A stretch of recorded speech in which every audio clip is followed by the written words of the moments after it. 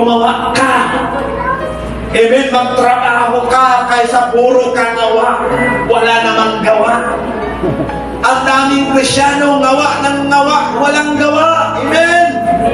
Dapat panahon na natin na gumagawa tayo, magtrabaho sa karya ni Lord. Huwag mong takbuhan ang trabaho sa church. Huwag mong takbuhan ang trabaho sa kingdom ni Lord. Kasi alam mong pinili ka na ni Lord. Alam mong born again ka na. Alam mong pastor ka. Dapat ikaw ang manguna. Kung saan ang trabaho, adto ako, manguna ako. For example, like David. Labanan sa kanyang mga sundalo.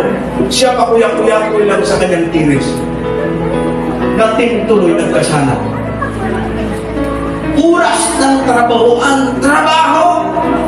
Amen? Oras ng panalangin, pray. Oras ng evangelism, mag-evangelize ka. Hallelujah. Because if we want to upgrade our work, our task in the kingdom of God, fulfillment is yours.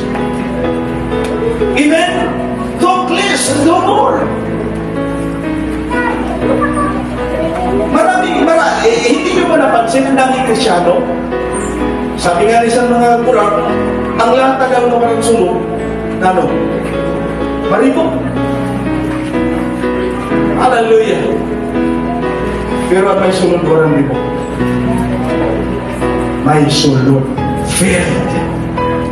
That's why we are ready to fulfill. Lord, we are ready to fulfill. Talk less and do more. Amen? Glory to God. Hallelujah.